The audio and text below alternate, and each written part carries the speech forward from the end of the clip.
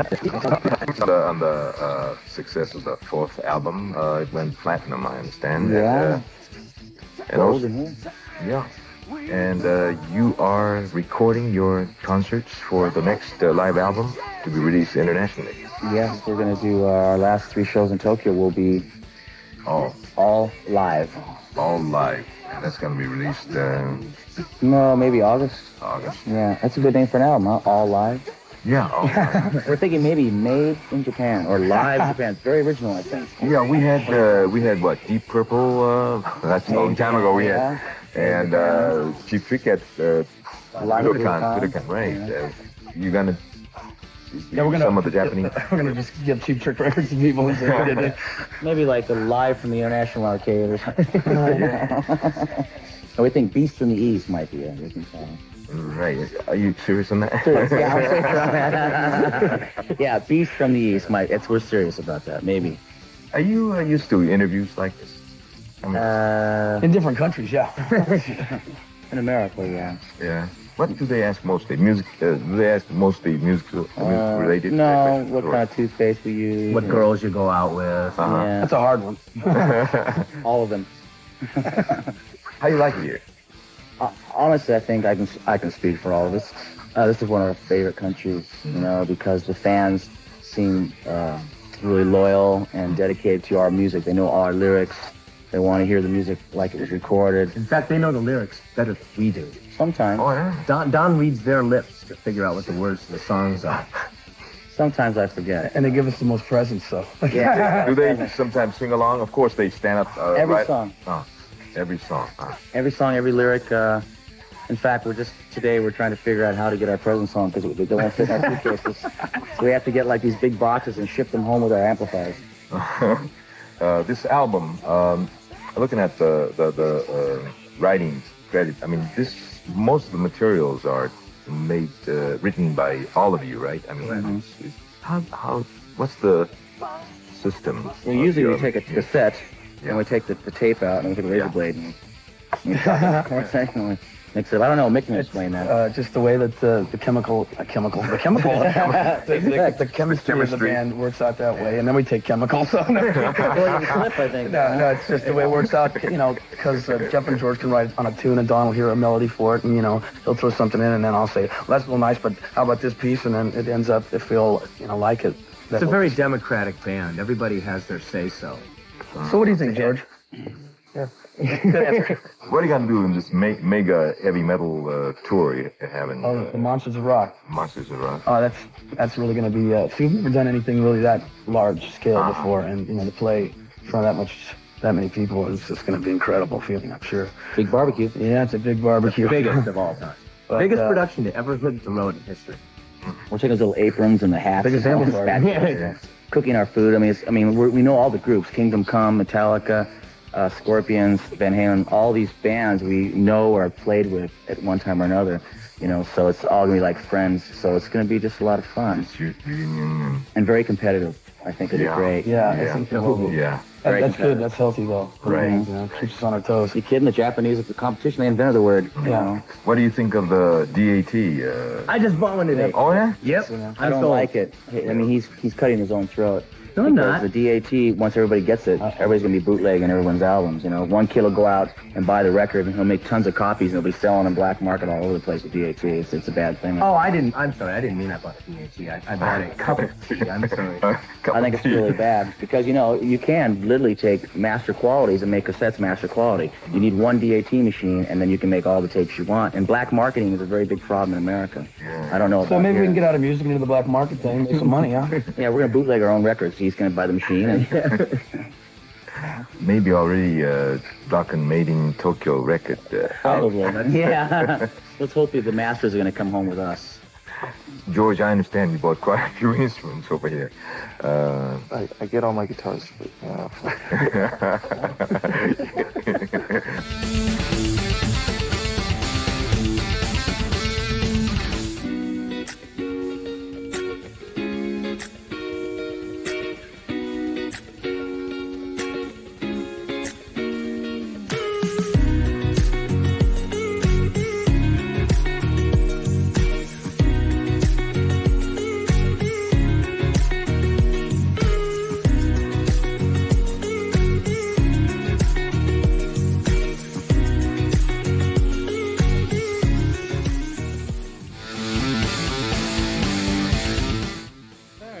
to the new album, Back to the Attack, that your music is taking form more now, that you're falling more into the category of heavy metal. I had the impression with the first two albums anyway that it wasn't, for me anyway, exactly heavy metal, but now it's more so in many ways. Well, that might be your own opinion. I think it's an aggressive. This new record is very aggressive, but I think Tooth and Nail, our second LP, is the most aggressive.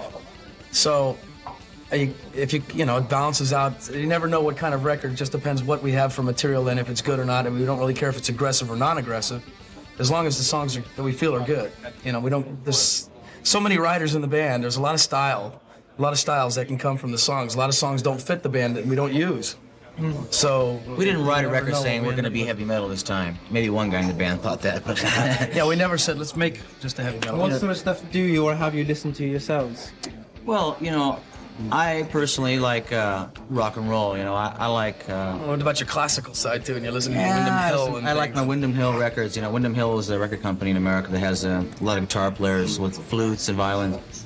I like Rachmaninoff, you know, the classical composers. But in fact, I've written 2 songs with DOKKEN that I actually stole musical ideas from Rachmaninoff. I'm not telling Rachmaninoff's dead, so you can't. Oh, okay, no problem. But you know, but then again, I like Motorhead. You know, I've always was a big Motorhead fan, and I like you know, Iron Maiden. I like Saxon. Early Saxon, I was really fond of, and the European band like Scorpions and stuff like that. Except, but so I'm kind of schizophrenic, you know, as a singer. You know, I like the classical side. You know, I like to sing the more vocals. Like Lost Behind the Wall is more of a flavor of Dio. You know, it's got the very operatic vocal style that I do. And then again, I like to do the Stand in the Shadows, which is more very straightforward, you know, almost a little bit of AC/DC, you know. Talking of Standing in the Shadows, maybe we should talk a little bit about some of the songs on the album, Back to the Attack. Well, Standing in the Shadows, for example. Yeah. Could you tell us a little bit about what that song's all about? It's about hypocrites. You know, it's about the Jim Bakkers. I'm sure you heard of them in America. Tammy Bakkers, Jerry Falwells, Jimmy Swaggarts. They go on television and they say, you know, you're a sinner, you're all sinners. You have to pay this much money to buy a ticket to heaven, or you're going to hell if you don't pay me this much amount of money. This other guy, you know, so what we said was, these are the kind of guys that said, you're a sinner, you're a pervert, you're into pornography, and you're all going to hell. Then he walks away from the church, gets in his car, drives down, and gets himself a prostitute. You know, he's a hypocrite, you know, and that's what it is. Standing in the Shadows, the words are basically, for his crime, they showed no pity, even though he'd done the same. They had done the same, you know. It's on TV. I noticed once what really came from a song was that this guy was in there for pornography, right? We had this problem with the children molestation case, and the whole jury was saying, yeah, he's put him to prison, you know. And we saw the videotape; it was really horrible. Let's watch it again. You know, it's like we have to watch slow motion. They spent 8 hours watching the pornography tape of this man, and they said it was absolutely disgusting, and they need to go 2 more days to watch it some more. I said, oh, I see. You have to watch it for 4 days to see how bad it is. Finally, the name DOKKEN. There's obviously for us a very interesting connection, a certain Norwegian connection. Is that right? Yeah, my parents are Norwegian, and my father, and my father's parents were from Oslo. Now, tell me what the real meaning is. Ready? Devil's organization killing kids every night. Every night, or even now. So I just made. That's for the PMRC. You know, they're so stupid. You know. What's DOKKEN mean? What's DOKKEN mean? It's some satanic thing for the devil. Do you know any Norwegian? Yeah, I think 1,000 franc. Thanks. I hope that I don't remember it. Tusen takk. That's it. Tusen takk. Yeah, my parents didn't speak it to me as a child. No. They said, Don, take the garbage out. They said, take the garbage, eat your fish. I don't like fish. You're a good Norwegian boy. Eat the fish. Have your sardines and kippers and salmon. But I want a hamburger. My father, he's a fisherman, and he loves to fish on his boat, and he loves fish. His idea of fishing is this. On the boat.